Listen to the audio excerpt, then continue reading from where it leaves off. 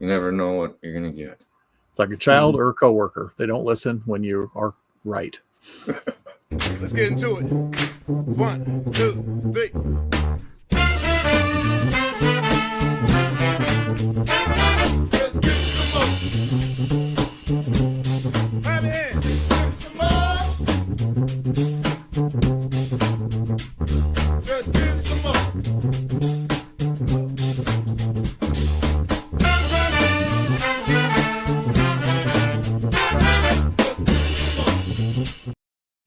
Why, hello, and welcome to My Whiskey Den, your favorite public access whiskey review show where craft whiskey is king and home of the Fat Boy Tasting Notes. This evening, we have Mr. Kevin Rose. Sorry, hands went the wrong way. Kevin Rose with us. Happy to have him from Bourbon Turntable. We haven't seen you in a while. I'm happy to see you, man. There. Oh, Jesus Christ. I was not prepared for that. He went that way. Yeah, I see. I was just trying to help you. Well, it was pretty good. So, Jesse, thanks for being here. Happy to see you. You guys are always doing something interesting in Kansas City. Tonight, we have a dark arts tasting. I was going to say we were sent a blend of one by Bourbon Junkies and one by It's Bourbon Night. This was a small batch blend, 3 barrels each, ends up being 50 proof. 64% corn, 24% rye, 12% malted barley. No age statement, but most of it's 4 or 5 year old whiskey. And they finished him with toasted Mizunara oak staves from Japan inside the barrels to finish these. So we're going to see which one of these blends we liked better. But off the top of my head, before I started where am I going? Mike, do you want to tell me about the Bar Cart Co-op? You're off to the races, Rambling. I was running. I had Spider monkey. Rambling hard. Alrighty. So we are proud members of the Bar Cart Co-op, which is a collection of friends who create content for the whiskey and other distilled spirits public. Bar Cart Co-op YouTube and Facebook pages have information about upcoming and past special shows, which happen about every quarter, from blind tastings to distiller panels to discussions of special collaborations and the usage of unique grains.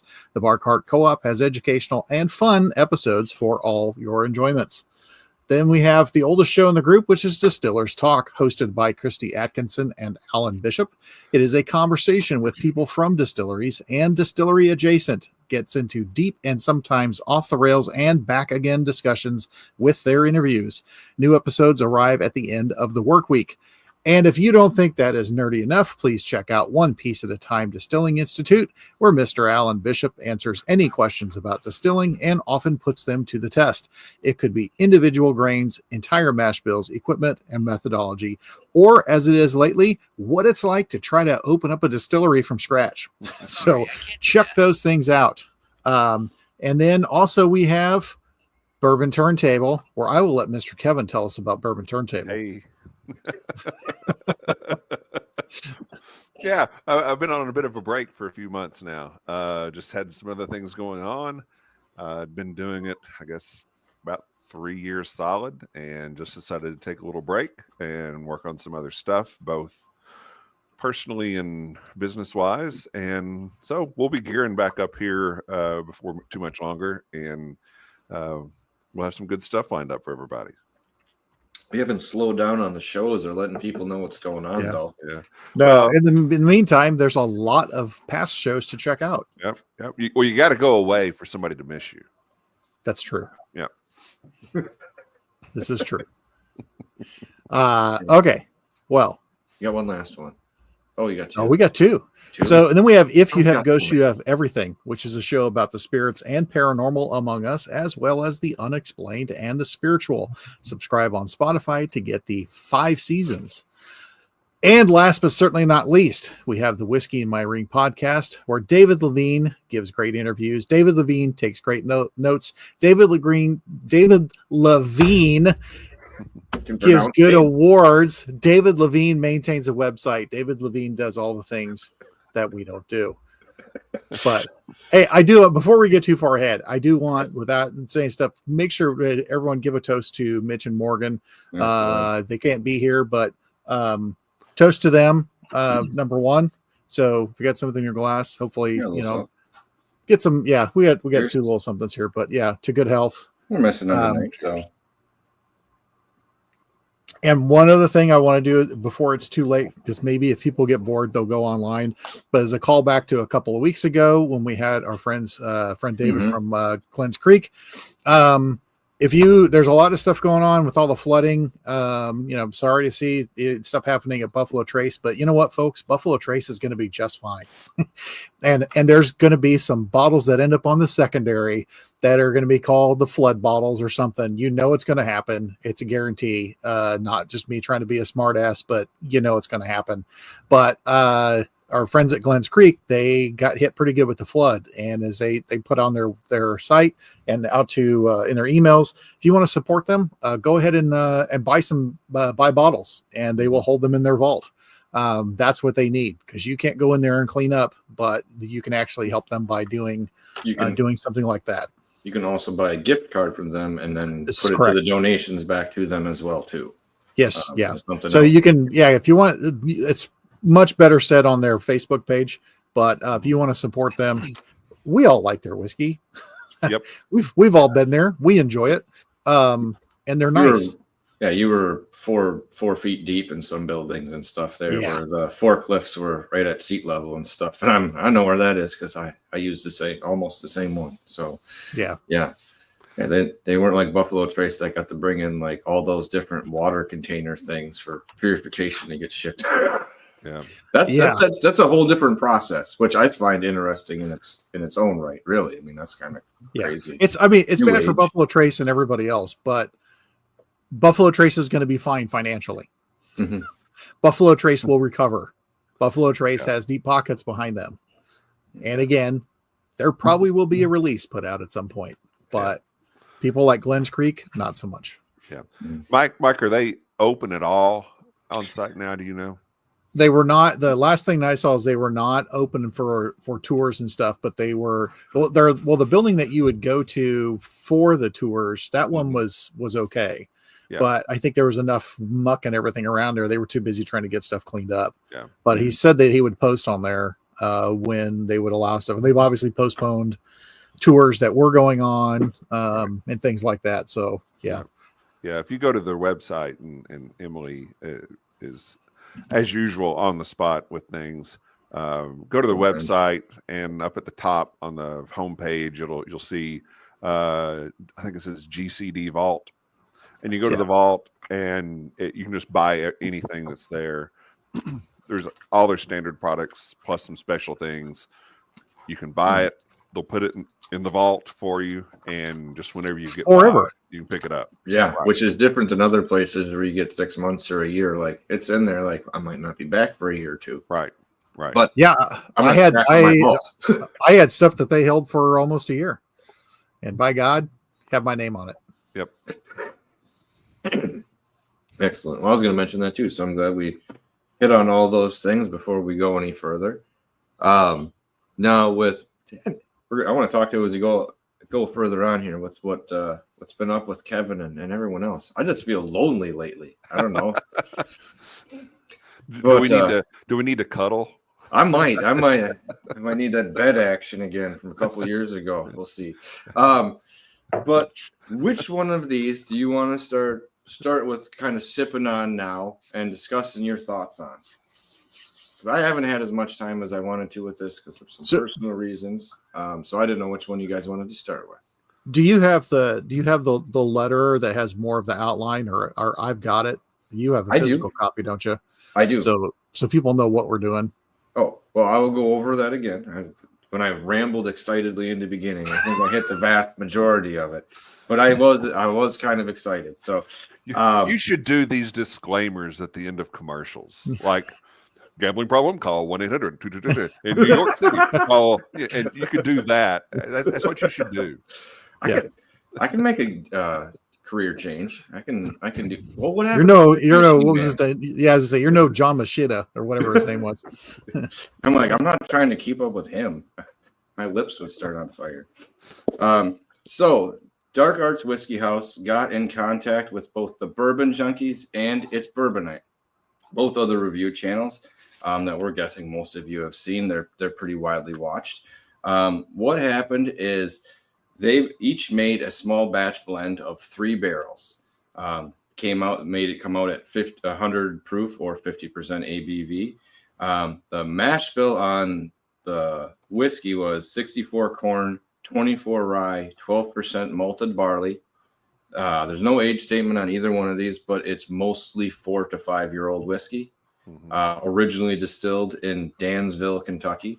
And they finished it with toasted Mizunara oak staves, not barrels, but staves from Japan. So we're going to taste both of these blends and kind of see which one each of us might lean towards. Obviously, we could have different choices, and the blend at the end of the day. I mean, maybe they just needed to put them together. Super blend. Super Yeah. Have you had much Japanese whiskey? I've had a little, not a lot. It's Mihidikyo is one I found that I and like 5 or 6, a lot of my friends really enjoy that whiskey. I was gonna say I've had some Yamazaki 12 and a couple other things. I think I still like the Mihidikyo better just because it had a little more body compared to the other ones. But no, I am not like horribly well versed in Japanese whiskey. Yourself, sir? Yeah. No, not so much. One of the guests that I've had on the show though was surprisingly into Japanese whiskey. Chris Tapp from the Cold Stairs. The first time we had him on, we're just drinking bourbon, and he said, trying to find out what all he likes. He goes, "Well, y'all may throw me off the show, but I kind of got into Japanese whiskey." So that was kind of his thing. So last couple of times I've had him on, we've had some Japanese whiskey, and the one that I found that I really like is Kayo. Okay. Kayo cask strength. It is aged in the Mizunara casks. It's not just like finished in them; it's aged in them, and it's fantastic. That sandalwood really kicks in with that. So that's cool. Good stuff. So I thought this was very interesting. I don't think there's a whole lot of bourbons out there that have that type of Mizunara influence.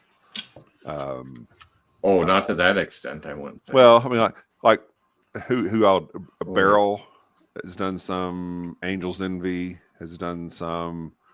We had one that was a little over the top once. Yeah. Our my good friends at Rabbit Hole, they've done something with that too. So Mizunara buns. So I was very interested to see what this would taste like, because I thought that using that type of wood would be kind of different. Well, I'm intrigued what you think if it lends itself towards that one that was finished. If either one kind of has some tasting notes towards it. So, do you want to start with Bourbon Junkies? Sure. Maybe. Alphabetically, it works. It does barely.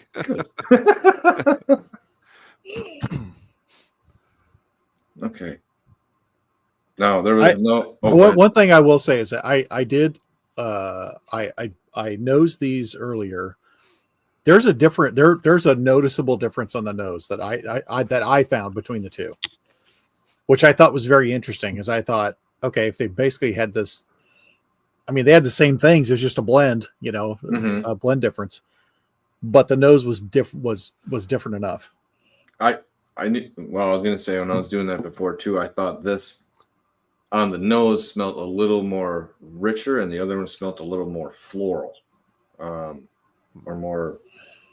I guess one has like a little more molassesy, dark sugar, caramel, and the other one has that, but it's a little more floral note in my mind. But I should shut up. I'll let you guys say what you guys were getting on the nose. I know Mike, you probably wrote. Did you already write down notes on this one? I did. I made my notes already, but I think Kevin should go. Oh, okay. I think this one on the nose is it's pretty earthy to me, and just there's some vanilla there, but I think it's kind of faint. I was expecting a little bit more fruit than what I'm getting on the nose. Maybe almost, maybe a little bit of butterscotch, but not. That's I think that's about it. Get more pastry note than I am. Like you were thinking, like you might get like a little fruit in the pastry. Mm-hmm. It's a darker. Well, as I've sat here, sugar cookie. I've sat here nosing it. I'm getting a little bit of raspberry on it, but it's very subtle. Mike, what were you getting? Sorry, I got excited and I started. So any of the fruit that I got was very muted, but the first 2 times, because I nosed it, went back, nosed it again. This first times, the first thing that I got off the nose was coconut. But then, and then I was getting that was kind of pear, but it was kind of like not full on pear, and it's like almost like pear brandy. And so then I did a little nose comparison to the Edelbrand pear brandy, and that's what it was. It was much closer to that note that I was getting off of there. And then just there's a little bit of nut and a really light caramel that I get on it. That's now on the taste, I get more of that pear and butterscotch. It's almost when you're mentioning the nose, like I just like the edge rind of the pear is almost all I'm getting, but not very into it. Like it's not the fruity ripened part. Yeah. But you mentioned Edelbrand. Theirs is more. That's a good one because theirs is more of a full flavor brandy rather than just the sweet section of stuff. Yeah. So that's a good comparison with that. But I get like on the palate, I think it's a little astringent, and I get like an older tobacco and white pepper and a bit of honey on the back end of the palate. White pepper pops. Yeah. Yeah. I wasn't thinking about the bit of honey, but that white pepper. Because bit of honey dominates the mid range, but it bit of honey's got that little bit of spice in with it. You Yeah. know, there's a little bit of cinnamon or whatever's in it. Yeah, that it kind of lays on my tongue like that. Yeah. And it lingers for a while, which is nice. Kind of it's kind of spicy and long finish with that bit of honey edge to it. That's a good one.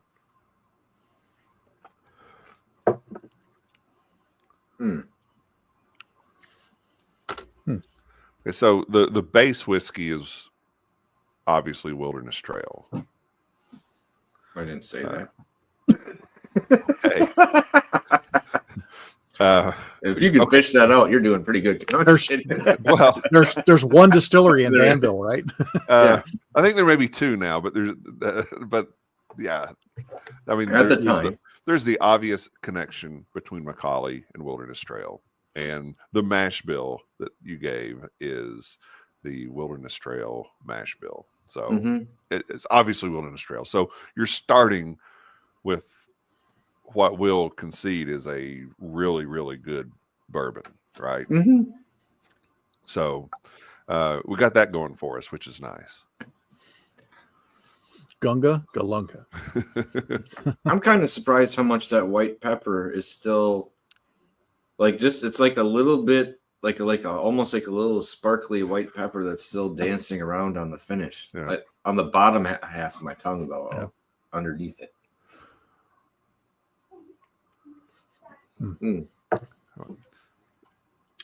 It may be mind games, but the longer this sits in the glass, the more the sandalwood influence comes out in the nose. I'm gonna say almost a little get a neat little change in the flavor, like the second half of it or the last third. I'm starting to get like a little bit of that note too. I would totally agree with you, Kevin. I was expecting more of that note right off the bat. Mm-hmm. That's interesting because that's where I thought that thicker, rich, like almost molassesy sugar cookie. Mm-hmm. It's like lightened up. You know, it's like this is if you were to break it open, Mm-hmm. there's a new smell coming from the inside. Yeah. But you know, it in terms of viscosity, it's not. There's not a lot there. It's not a thick, rich No. feel to it at all. I would say I'm surprised how long it's sticking around without the lack of Yes. viscosity. Yes. Is what's kind of freaking my brain out more so because you would think I think that's No. more of the Mizunara it could be. that's making that. That's Well, just a speculation. I have a little drying part on the side of my tongue where I said, and Mm-hmm. it could be just what's pulling. I wonder, and obviously, I'm sorry I didn't ask them, but I can do. I wonder how many staves they put in the barrel. Yeah. You know what I mean? Like how? And how long? Yes. And I thought it was something like 3 months, but I didn't see that in there. Yeah. But I don't think it was overly long from what it was. What? This is toasted, right? Mhm. So Yeah. what's toasted about it? Are the staves toasted? Is the barrel toasted? The Mizunara staves were Yes, toasted. they are toasted. Okay. So that's what was toasted. Okay. I mean, the barrel hypothetically could have been too to some extent, but that wasn't a significant. Well, if they got the barrels directly switch it. from an unknown distillery in Danville, Kentucky, and they just put the staves in it, you would think that would have been the toasted part, would have been the staves. Yeah. Yes, and that's what it was. Safe, So safe that's, assumption. all right. Hmm. But not, Yeah. like you said, I guess I was thinking, and not to be, I haven't had enough of it, maybe a little more fruit popping out somewhere along the lines. I mean, it's straightforward with a certain type of palate, you know.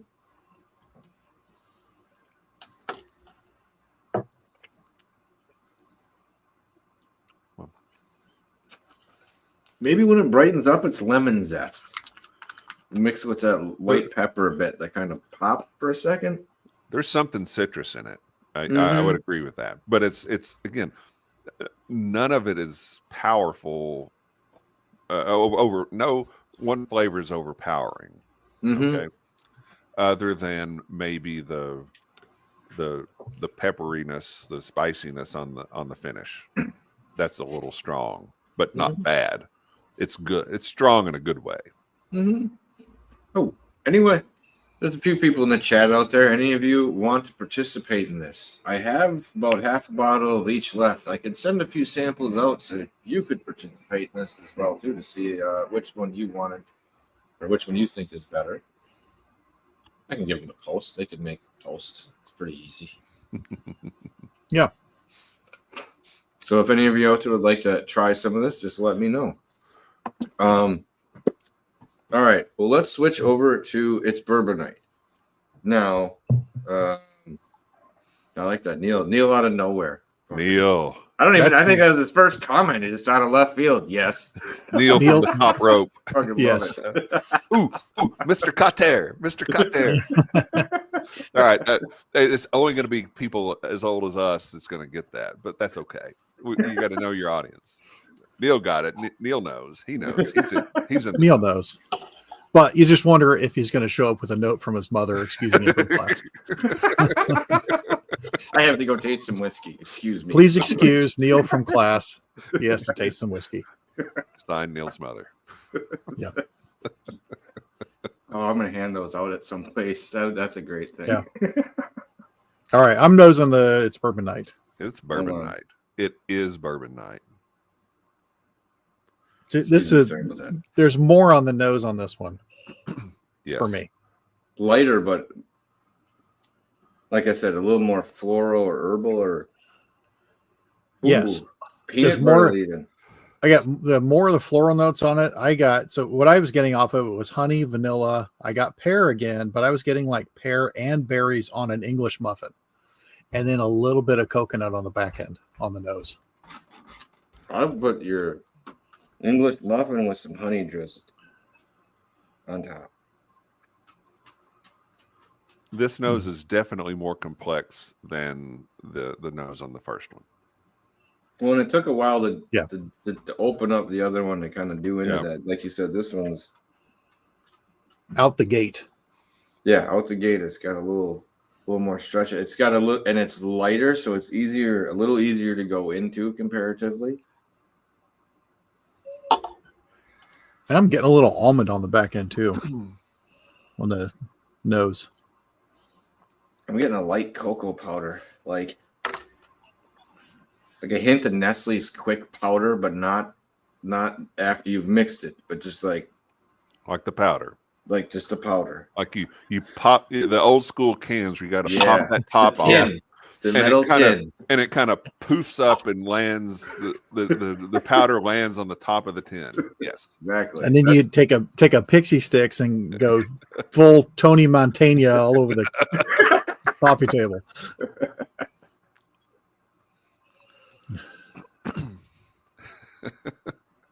Say hello to my little friend. Okay. Deep in here.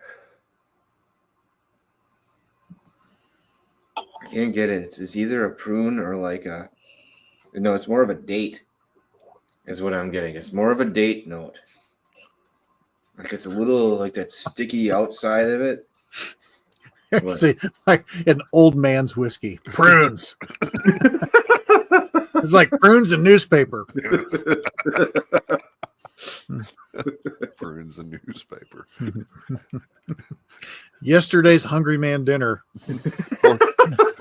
45 minutes later. If you could deep fake like Walter Matthau doing it, that would be hysterical. Yeah. Yes, you could. I'm getting a little plum, not necessarily prune, but the plum.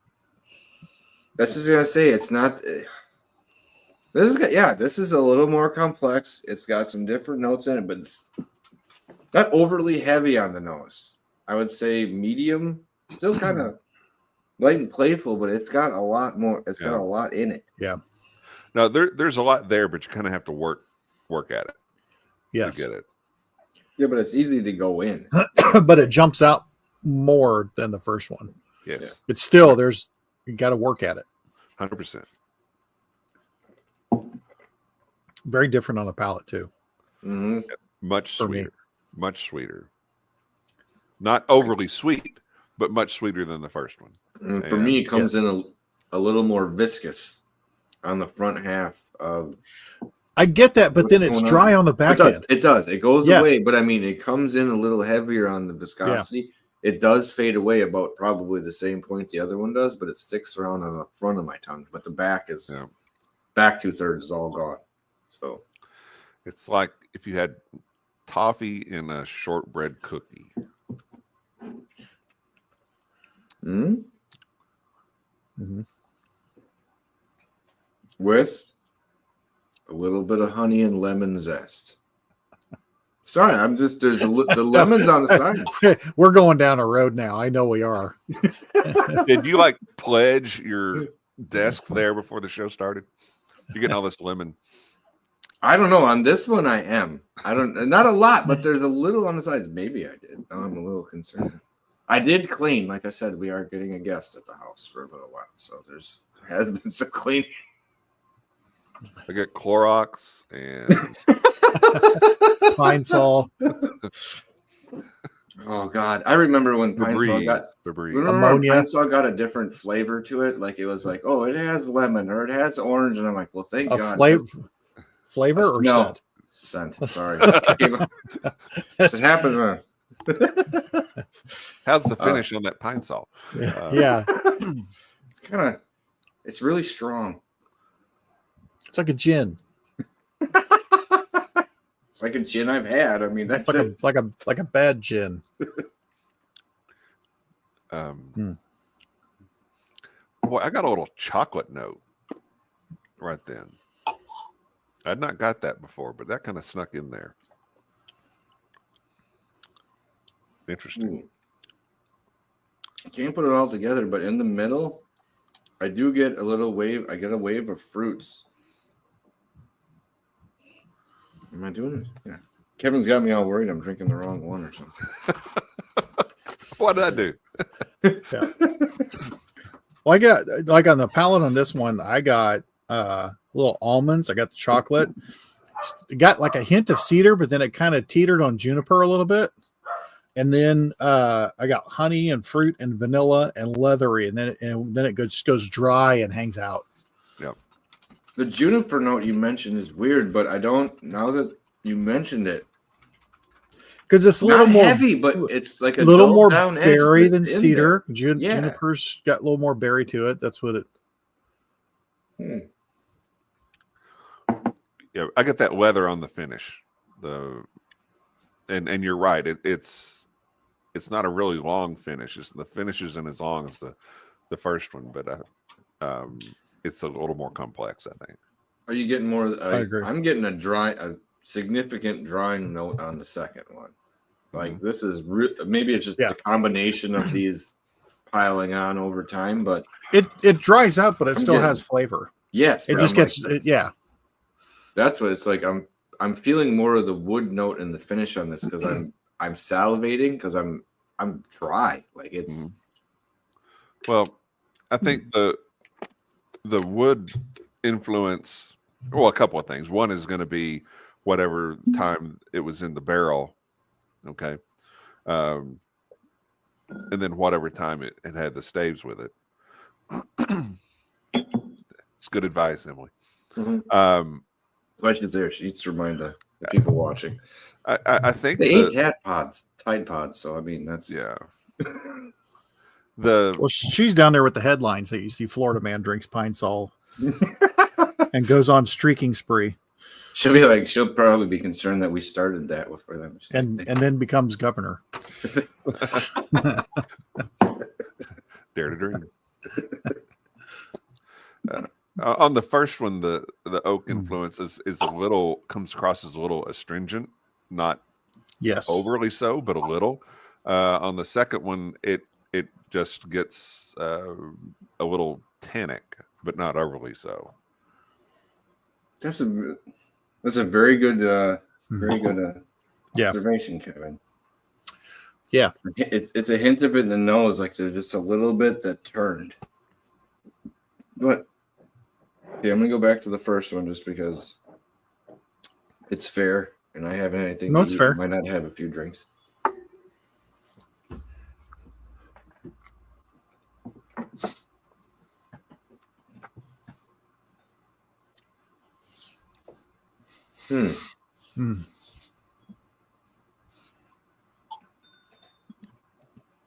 I think the first one's a little darker, flavor wise, but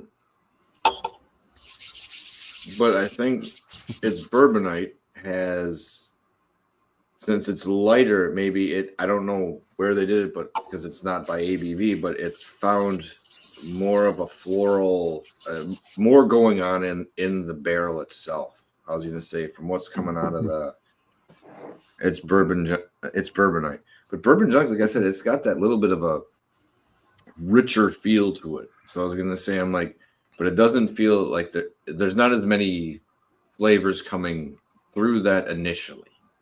It takes a while to work your way through that on the nose and on the palate to get to some deeper flavors. There's a lot going on with the it's Bourbonite's blend. I was going to say, and it's lighter and it's easier to go hunt for stuff in that one. You know what I mean? Like it comes up a little easier in that one for what's going on. Yeah. Were they working off of the same barrels and they had to blend off of those same 3 barrels, or do they get 3 separate barrels each? I believe you get 3 separate barrels each. I don't think you could get same barrels and come out with. I mean, it's hypothetical, but you got. I think they said 3 because it said that each was a 3-barrel blend, which yielded 600 to 750 bottles. So each one was independently different of what you went for. Yeah. And rounded, and a little more rounding edge on the it's bourbonite. Yeah. Now let's also remember, blending is difficult. Oh yeah, like it's not easy. Well, I mean, just try blending stuff around your house. You know, pick Pine Sol, ammonia, get your fertilizer, your wild turkey 101, bottle of Pine Sol, some Roundup, and see what you can come up with. Don't forget baking soda and vinegar. Yeah, a little bit on the just on the edge of the glass. Yeah, finish it in Amburana and CA glue. Look how many blends we've done at the end of our shows, and how many have really actually come out pretty. I want to say inspirational. There's been a couple of them that have been pretty goddamn good.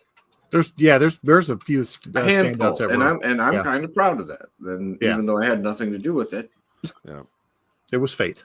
It was fate. Yeah.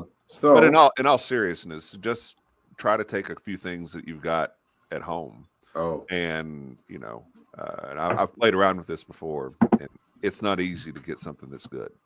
Well, and getting percentages when you're putting percentages of one barrel into this, and then tasting and coming back. I mean, I could easily see, even if you only had like a 375 or a 200 milliliter of people tasting things, you could come up with like 10, 15 different blends of percentages that you may want to like come up with and use. I think that would be like almost the toughest part, really. Coming up with, you might have 2 or 3 decent ones at the end, and you're like, where do we go? This is good. That, like you said, Kevin, blending is very difficult, and finding that homogeneous part is pretty good. Hey, watch your language. What I was wondering though with this is if in their rules they said, here you go pick 3 barrels and blend 3 barrels entirely together, or if they were supposed to come up with a percentage, right? Like you're trying to come up with a blend that could yield X number, like a minimum 600 bottles. It doesn't say what they did, but I wonder if it was basically pick out 3 barrels that you think you can blend together. One that's your base, one's, Well, if you did, I would say it. It's most. I would lean towards that, but I would think maybe there could be a little variance to that if you were doing. Yeah, or if they said blend whatever, but you need to yield 600 bottles at a minimum. That would, I don't know. Now you have me thinking, because like, isn't like 250, 275?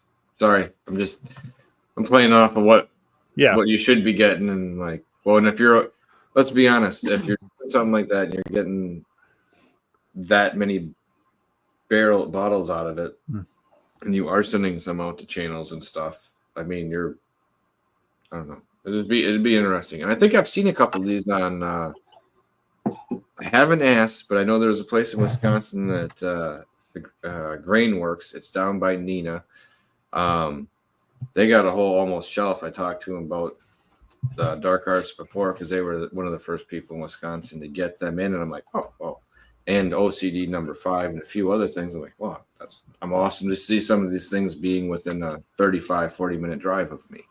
So I was gonna say I think they had 1 or 2 of these there, where you might be able to try a certain version just by the label and coloring and everything of it.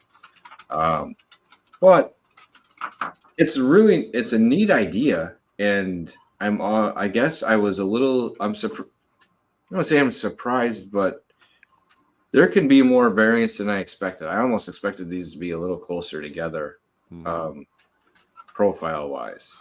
I mean, it's not I was thinking they could possibly be further apart. Oh, I think they could have been too. Yeah. Like, I just don't know. That's what I was kind of expecting, that it was going to be like vastly difference between the two, but there's some similarities there. I think that one of them, I don't know if you can hear that. I was going to ask you, I'm like, There's That's a not there's me a this time. there's a 35-pound corgi running back and forth across my hardwoods above my head. So yeah, but yeah, I mean, I definitely there's one that I would pick over the other, definitely.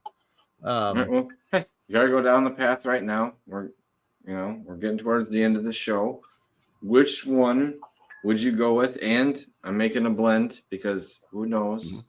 Yep. Maybe the I've made the blend too. Yeah.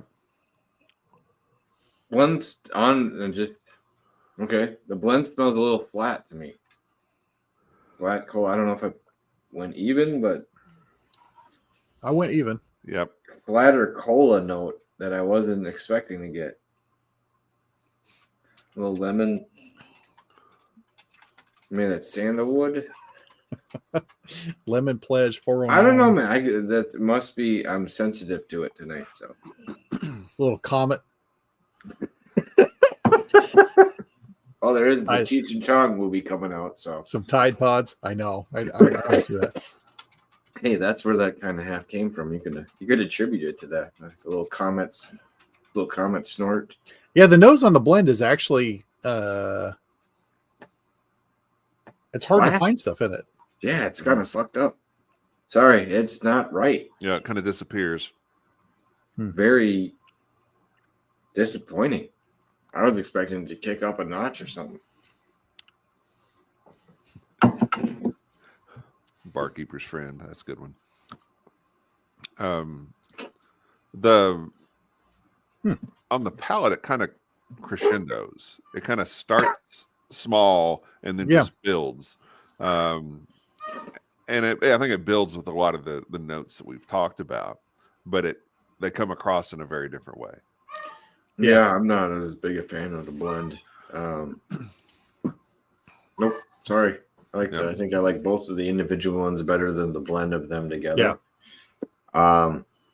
And I'm gonna say I found it's Bourbonite's version or blend version of what they have here to be just a titch more complex, lighter, and easier to dig into than Bourbon Junkies. And like I said, you guys can have your own opinions. That's what I love about stuff. So I'll let you guys run on your thought process.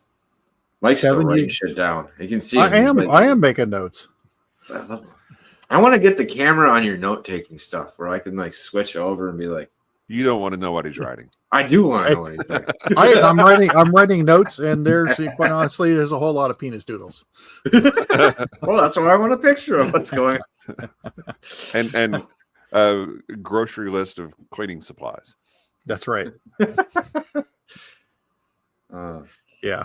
All right, I'm gonna plastic bags, shovel, bleach. Zip ties. Yeah.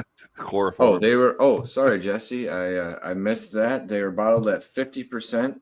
And that was the same for both, just so that it could be an even factor on that. One less thing to say that there was a variant on. Yeah.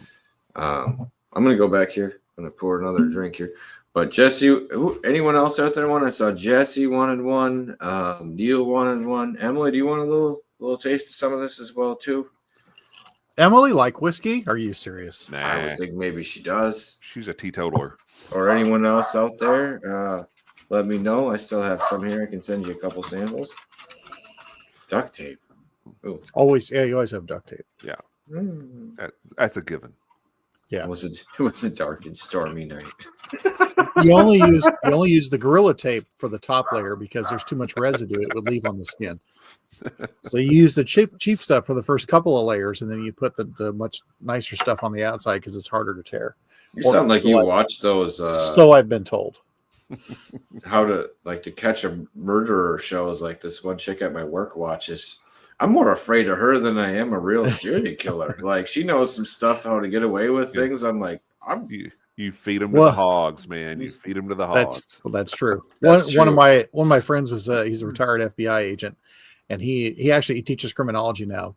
But he's always said, I could commit the perfect murder because I know everything that they would look for. I know how they would try to break it down. I know how they try to analyze everything.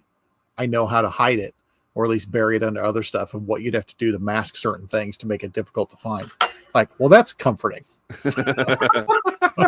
I'm glad I know you. You know, that's one. Yeah.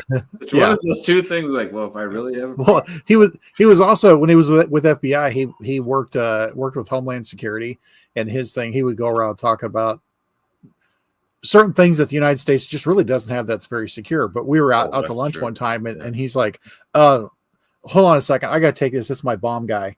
And he goes off and he takes it. He comes back. He's, oh, I'm sorry. I'm like, dude, you have a bomb guy. You have to take that call. But just, it's like, there's no excuse there. And you get out of anything. Sorry, this is my bomb guy. I got to. I have a cousin that was an FBI agent, and yes, very similar. This all of a sudden, like, I'm on vacation. I'm like, well, they're really not. You're never on vacation. No, he had to carry more than one phone, and he was on the short list for when it hit the fan. And we were a few times we'd be out and the phone ring, it'd be his work phone, and everyone knew the difference between the two phones. The work phone would ring, and everyone like, fuck, like we're just waiting. Right. Yeah.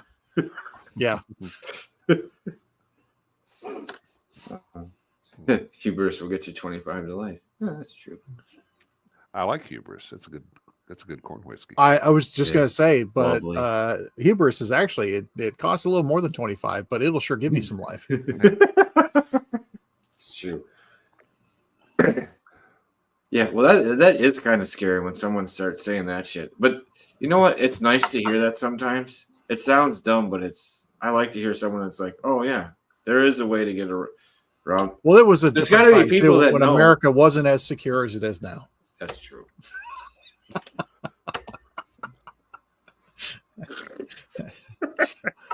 Times were different. I don't think much changed since the 90s. Nothing's changed. There's just more money in some other people's pockets. All right. Well, you guys didn't tell me, which one did you guys prefer? I'm on camera. I said it. Go ahead, Kevin. Yeah, I think it's Bourbon Night, and I don't know that it's necessarily close. The Bourbon Junkies it's fine. I mean, there's nothing that I would say is negative about it. Mm-hmm. But I think that it's Bourbon Night kind of takes what was there with the Bourbon Junkies and ramps up the intensity of it all across the board. I think that's Mike. I would absolutely agree with that. I think that there's similar notes across the two, but the blend for Bourbon Night, it's elevated a little bit. Mm-hmm. But the nose was elevated, the palate was elevated. I thought it was a little more defined. Still, I mean, they're both totally fine, but between the two is definitely Bourbon Night. Yeah. I'm almost wondering if a little bit of the Mizunara takes off some of what like a normal bourbon's finish would be. Like, it doesn't seem like it has this, like that end. You know what I mean? Like it seems a little bit lighter in the back half finish of it for me. Now that I'm going back between the both of them. And I mean, before trying it, I would have thought that there would have been more of the Mizunara. Mm-hmm. And there seemed to be just a little, it was subtle. Yeah, there's a hint in the background. It's playing a little bit to it. I'm getting a little bit of sandalwood on its Bourbon Junkie one. It's Bourbon Night, sorry. More on the actual taste of it now. It's back through Bourbon Junkie Night. That would be a good show. If they were going to have a crossover, that would be a good evening for crossover. Mike, yeah. Cheers to Mike on that one. That's a good name. It is. I'm pouring a little bit more here. Okay, that's fair. I'll let you do that. Because I've used up the all of my samples. So I'm trying to get that last bit. So what are they going to do with these? I mean, where are they going to be available? Are the podcasts? Other podcasts are going to be getting them as well too, and we'll be putting them up. When I got the bottles, I turned it over pretty quick with you guys just because of my life. but don't do it quick. That it might just get pushed to the back burner for a little bit longer than it should have. I have, like I said, I think I've seen them in Wisconsin and other places. They have not told me, but I would think, I know Sealbox has held them in the past, so it's a possibility with that. But no, it's more of a taste to get you kind of interested in what's going on with them if you have not had any of their stuff before. Nothing? Uh-oh, look out. Saved.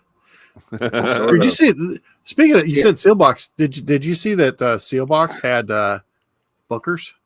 Yes. Yeah, Sent the email out. They had bookers, but Well, it's also For for $120. Yes. Yeah. No, Mhm. thank you.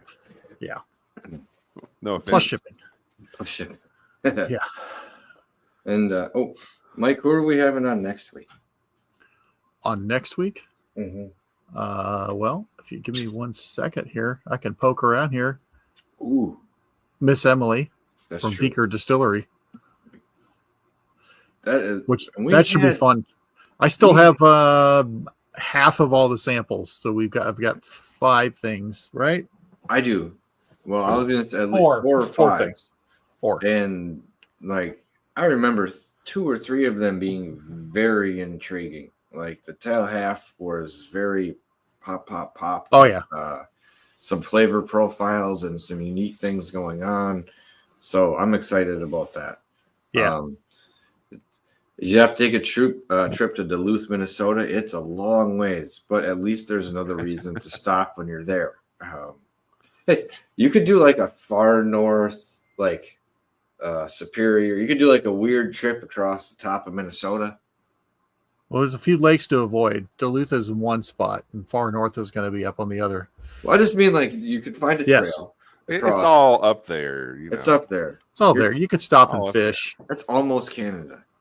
Well, You can stop at University of Minnesota Duluth, and you can go poke your head into church there with Father Mike Schmitz. And if you haven't, I'm sure Emily will find. Well, once Emily fans herself from the fire on the screen, she can post a link on there.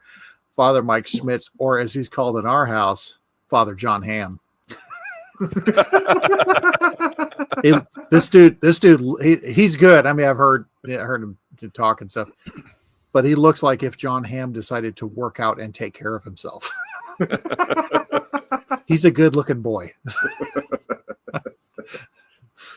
and I've other people I know, they discover him. They're like, oh yeah.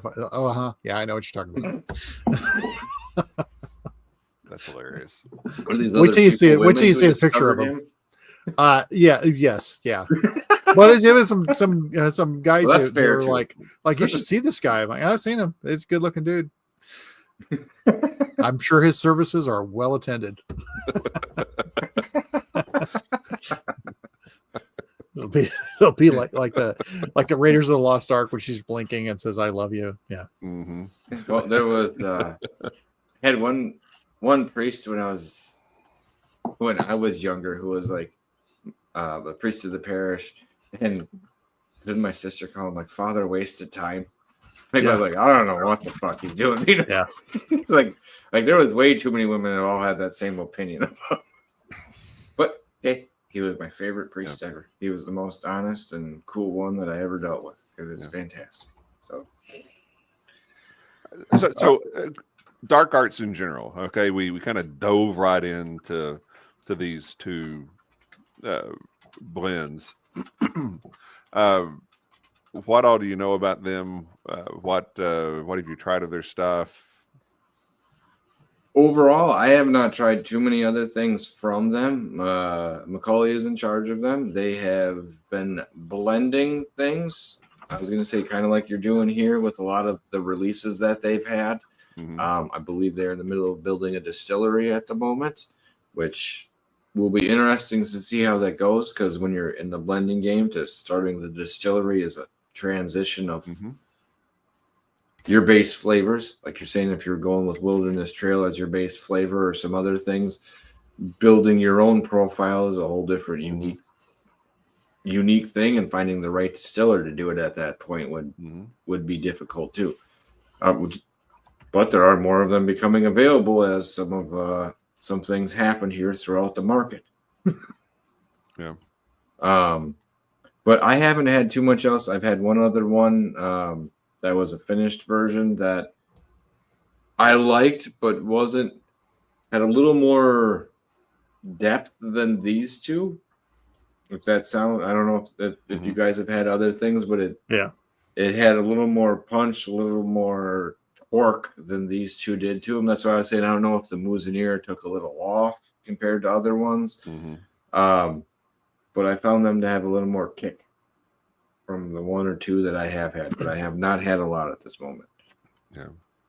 Well, they have a blunt blend that comes out on.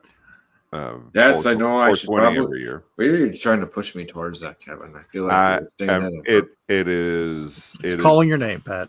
Like many cigar blends. My understanding. Okay, I may be wrong. My understanding is that it's designed or crafted in such a way that it would pair well with a blunt. Such things, yes. Well, it's like a cigar. I'm going to be honest. Exactly. Cigar, so that's very exactly. But guess what? You call it a blunt blend, and now you got a new audience segment. You're not. You may have took off a different one, but you added one. But I mean, with the way targeted marketing is nowadays, you might be able to, I don't know, hit more of the West Coast. That sounds dumb, but that's really where that might be more. Not necessarily. Nope. A lot of legal in the Midwest though. So I guess you're right. I think there's like a few states that hold out against it. Yeah. So. Yeah. But they've done a lot of special release type things. I wouldn't say a lot, but a handful, and they've just been around for 2 or 3 years. So, so they've got a few special releases. They've got a few standard products, which it sounds like they're going to try to make the Mizunara one of those. I'm interested to try the French oak stave. I think that would be interesting. I think I might lean more that way. Oops, sorry, I got a plane. Sorry. He's got a plane. Okay. He's Elvis. No. He's at LaGuardia Airport, right next to planes, him. trains, and automobiles. Yeah, that happens here. Yeah. Okay. Neil says that they got to spend some time with him in Key West, and that they'll have a tasting room in Lexington soon. Well, that's what they must have been working on. I didn't know if they're going to be doing their own. They kind of mentioned it as a distillery, so tasting room distillery could be. Well, they have a master distiller, but they were very. As soon as they say this is our master distiller, they also say we don't have a still. So. That could be all in the process. So hopefully it heads that way. Yeah.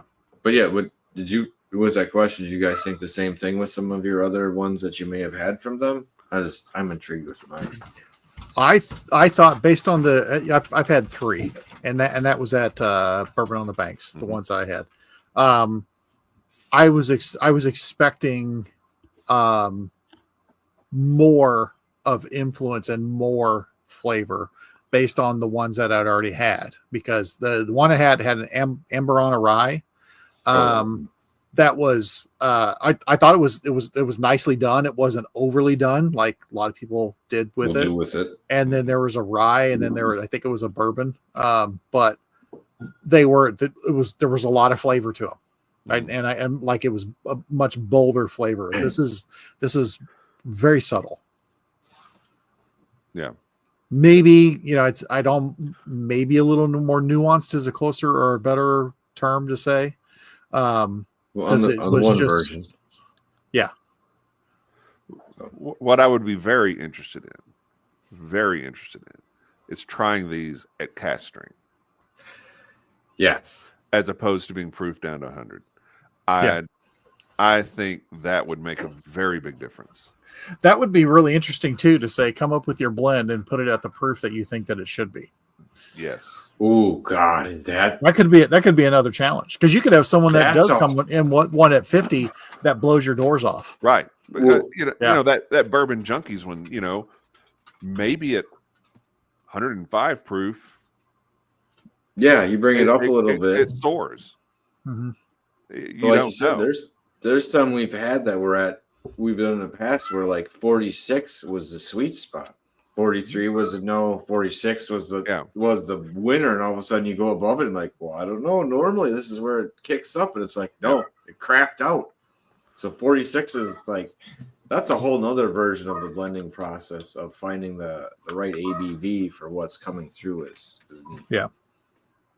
You're right. I would, because you would almost think some of this would hit another level. You know, if you went up like 5-10 more points.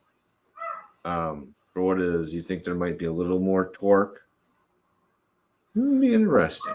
Yeah. But well, it was a fun episode. I like playing with stuff. You know what else I want to see? What? I want to see Neil Robinson dressed up like Macaulay. That'd be awesome. We could do it. He could do it. He should do it for Distill America. Yeah. That's a challenge, Neil. That's a challenge. Get your affairs in order, Neil. Yeah. Have your exit meeting with HR before you leave. Give me you know what, Neil? We'll see. Yeah. You got to give me a hat size. I could maybe get into this. Yeah. I could maybe do that. And Neil mentions they're barely legal. That's a 51-49, 51 corn, 49 rye. That's an MGP base. I think the other stuff that they do is MGP. I think this is the only one that's a regular release. Mm-hmm. That is from the unknown distillery in Danville, Kentucky. Hey, so you got to play the game. No, you don't. You really don't, Pat.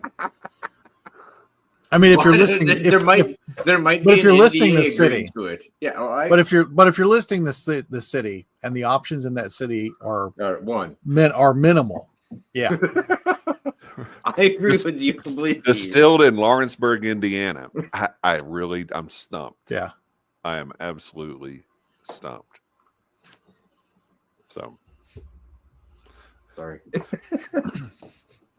I agree. All right. Well, thank you everyone for stopping out for the show this evening. Thank you, Kevin, for stopping in. Mike, for making it this evening. I really appreciate it. I had a decent time going over some of these and pulling out what was a little bit different between them. I'm glad sounds weird, but I'm glad we were all unanimous. Makes me feel a little better about my decision. But yeah, I was going to say just a little more torque to what was going on and a little more depth at a percentage point. A little bit more than a little, but that's all right. That's the way it worked out. So stop out next week where we're going to be tasting some Duluth products. And until then, remember, it is not the size of the den that matters. It's the love of whiskey. Cheers, everyone. Cheers.